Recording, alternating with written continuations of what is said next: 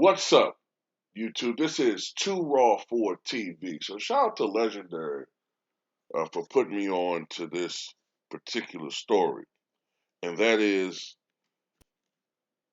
the Brooklyn Nets have been a financial failure this fiscal year, this NBA, this 2021-22 season. It's so interesting that when you go on social media, there are so many KD fans, so many Brooklyn Nets fans, but it's not translating to financial success or success for the franchise when it comes to something like attendance.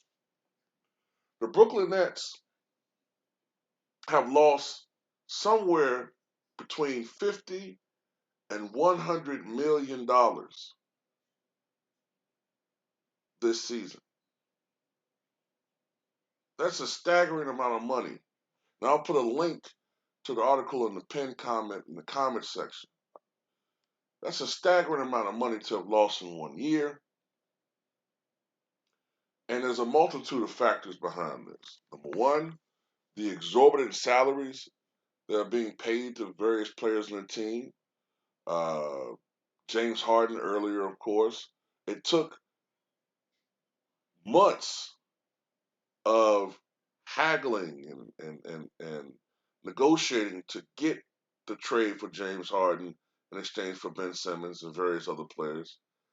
And when you look at it, you got three guys that are making approximately $40 million per year. And you look at how they're only a middling team when it comes to attendance. They're only a middling team. The New York Knicks, despite their failures, continue to be the dominant team in that market. Knicks fans are everywhere. Brooklyn, for all of these fans running around, like I said, all these fans running around and talking all this trash, they're not actually going to these goddamn games. And, you know, it's not like they're going to make a long playoff run. They've been eliminated after 4 games. Um, Multiple players have missed games. Kyrie missed 35 games this year. KD missed 10 home games because of his injury. Ben Simmons hasn't played a game, even though they're paying him. Yeah, it makes perfect sense that they've been a fucking failure. So, at the end of the day, you got to look at the future, and it's not looking good for this team. They're not going to be signing a lot of players. The owner is looking at that. The owner is looking at the financial portfolio for this team and is saying to himself, "Oh hell no! If anything, they got to cut back. They got to cut back. So there's not going to be any major free agent signings with the Brooklyn Nets next year. He's going to try to recoup some of these losses. Um, Believe you me, what we're going to start seeing this next collective bargain agreement is going to be very, very interesting. It's going to be very, very interesting. And I think what you're going to see is a return. I'm not saying that the salaries, these players are not going to make a lot of money. They are. But there's going to be, I think, they're going to say, look, inflation is hitting people left and right. Salaries aren't what they once were. Uh, People are paying so much in gas and groceries, and our bills are higher. Fuel costs are so much higher. So, in a lot of people's instances, like mine, light bills are higher.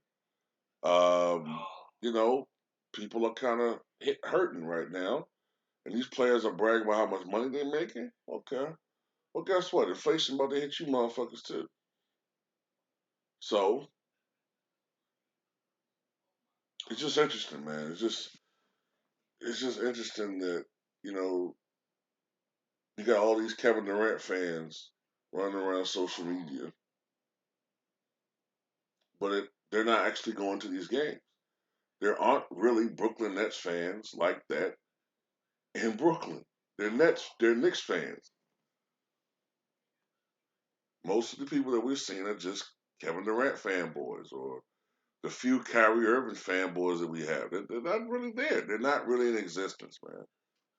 Social media is not a real, oftentimes, it's not a real accurate reflection of reality, as we all know. So it makes perfect sense that when Steph Curry was putting on a show in Barclays, the crowd was cheering. Nobody really likes this fucking. They don't really have any hardcore fans like that, and that's what's showing right now in the fact that this team is failing financially as well as on the court. So tell me what you guys think.